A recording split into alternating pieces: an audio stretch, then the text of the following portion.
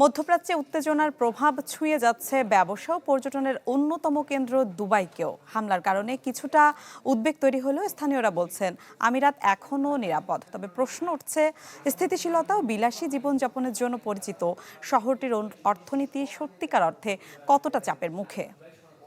এবার নগদে পাচ্ছেন হেলিকপ্টার অফার, তাই কেনাকাটার পেমেন্ট নগদে করুন আর বুঝে নিন ২,০০০ টাকারও বেশি ক্যাশব্যাক সহ হেলিকপ্টার রাইড। পেমেন্ট শুরু করুন আজই। অস্থির মধ্যপ্রাচ্যের মধ্যে নিরাপদ ও স্থিতিশীল শহর হিসেবে বহু বছর ধরে নিজের আলাদা পরিচয় তৈরি করেছে দুবাই। বাণিজ্য, পর্যটন, রিয়েল এস্টেট ও আর্থিক সেবা খাতকে ঘিরে গড়ে উঠেছে এর অর্থনীতি। ২০২৫ সালে দুবাইয়ের অর্থনীতির আকার দাঁড়ায় প্রায় $৯৭ বিলিয়ন। গত বছর দুবাই এসেছেন ১,৮৭,০০,০০০ বেশি আন্তর্জাতিক পর্যটক, আর দুবাই আন্তর্জাতিক বিমানবন্দর ব্যবহার করেছেন ৯ কোটি যাত্রী।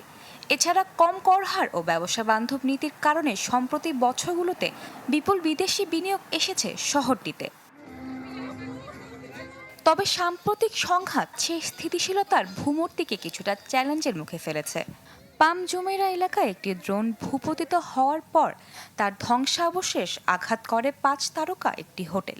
হাজার হাজার ফ্লাইট বাতিল হওয়ায় সাময়িকভাবে ব্যাহত হয় ভ্রমণ কার্যক্রম। শিল্প সংশ্লিষ্টরা বলছেন, সংঘাত শুরু হওয়ার পর থেকে বেড়েছে হোটেল বুকিং বাতিল। স্বল্পমেয়াদে দুবাইয়ের পর্যটন ও ব্যবসা খাতে কিছুটা ধাক্কা লাগতে পারে। তবে শক্ত অবকাঠামো, বৈশ্বিক বাণিজ্য কেন্দ্র হিসেবে অবস্থান এবং বিপুল বিদেশি বিনিয়োগের কারণে দীর্ঘমেয়াদে শহরটির অর্থনীতি আবারও ঘুরে দাঁড়ানোর সম্ভাবনা রয়েছে। Desk report, channel 24।